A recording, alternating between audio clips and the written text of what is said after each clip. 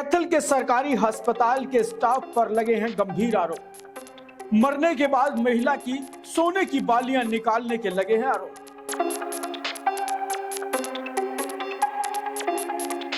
महिला के परिजनों के आरोप हैं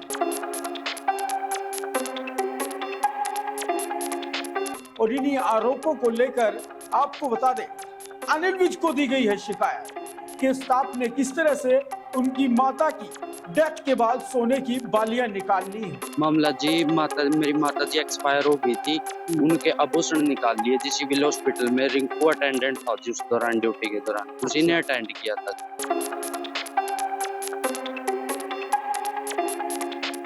साथ ही रिंकू नाम का कोई अटेंडेंट है, उस पर भी आरोप लगाए जा रहे हैं कि किस तरह से एक महिला जो आती है और उसका इलाज के बाद वहां डेथ हो जाती है, सोने की बालियां निकाल लेता है, लेकिन उनके जो परिवार वाले हैं उनको उस समय बाहर निकाल दिया जाता है, ऐसा उनके परिजनों का कह रहा है। और अटेंडेंट ने ईसीजी के बहाने उसे कमरे में ले गया और हम सबको बाहर निकाल दिया।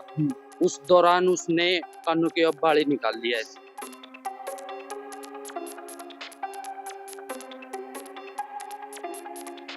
इसी को लेकर सेगा गांव के कई लोग यहां कैथल के आरकेएसडी कॉलेज में मंत्री अनिल विज से मिलने पहुंचे थे और एक लिखित में शिकायत भी दी है और न्याय की मांग की है। लेकिन सीधे तौर पर बड़ा सवालिया निशान है कि अगर सरकारी अस्पताल में इस तरह के काम होंगे तो कौन वहां पर इलाज करने के लिए पहुंचेगा। लेकिन आपको बता दें, हमने सीएमओ से भी बात की है। सीएमओ रेणु चावला का साफ तौर पर कहना है कि हमने इस पर एक जांच कमेटी बिठाई है और जांच कमेटी की अभी जांच जो है वो चल रही है। जो भी रिपोर्ट आएगी उस पर कार्रवाई की जाएगी। और साफ तौर पर एक और भी कहा है कि मामला चोरी का है, तो अगर पुलिस इन्वॉल्व करनी पड़ी तो पुलिस को भी सूचित करेंगे, ऐसा उनका कहना है। लेकिन उससे पहले दिखाते हैं आपको कि परिजन क्या कुछ आरोप लगा रहे हैं।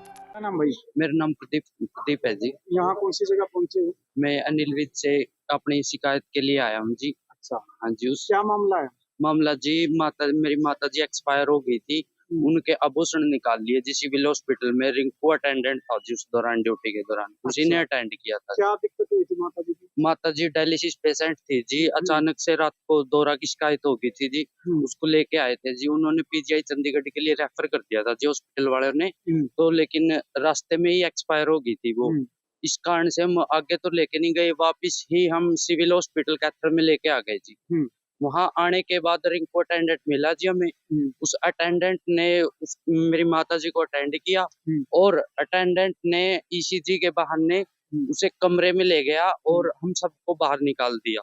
उस दौरान उसने कानों की बाली निकाल लिया है। ये कब का मामला है? कौन सी तारीख है? ये 12 तारीख की रात थी जी। पहले 11 की रात थी और 12 की सुबह की। कौन सा महीना? ये 12वां महीना की बात है। और अगले दिन मैम जी अगले संस्कार करके वापिस आई नहीं? एक ही बता दीजिए। हाँ, अगली उस अंतिम संस्कार करने के बाद जब हम उससे मिले ना अटेंडेंट को, तो उसने हमें अगले दिन 10 बजे आने के लिए बोला, भाई मैं आपका 100% समाधान करके भेजूंगा। तो वहाँ आभूषण देने के लिए भी बोला या 50-50 करने के लिए ये भी बोला उसने। लेकिन जब 10 बजे हम वहाँ हॉस्पिटल में पहुंचे ना, तो वो आया नहीं जी। मोबाइल पे हमने कांटेक्ट किया, भाई आपने बोला था आप आओ, वो आया नहीं जी। हाँ जी।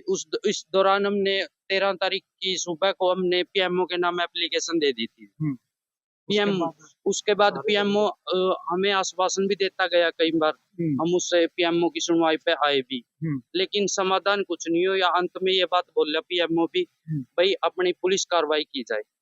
हमने 26 तारीख को पुलिस कंप्लेंट की थाना सिविल लाइन में, लेकिन उन्होंने भी अभी तक, आज तक भी उन्होंने ऑनलाइन एफआईआर नहीं काटी हमारी। अभी तक उस पर कोई कार्रवाई नहीं हुई। इस मामले में मैं एसपी साहब से भी मिल चुका हूँ, सीएम विंडो भी लगा चुका हूँ और सीएम सैनी साहब से भी मिल चुका हूँ, परंतु कहीं से भी कोई समाधान नहीं हुआ। क्या नाम आपका? मेरा नाम प्रदीप है जी। गाँव से जिला का। माता जी का क्या नाम? माता जी का सुलोचना। तो कितनी उम्र थी उनकी? उम्र 51 थी। कितने दिन पहले का मामला है ये? मामला लगभग 1 महीने पहले का है जी, 12 तारीख का। आज 10 तारीख है जनवरी।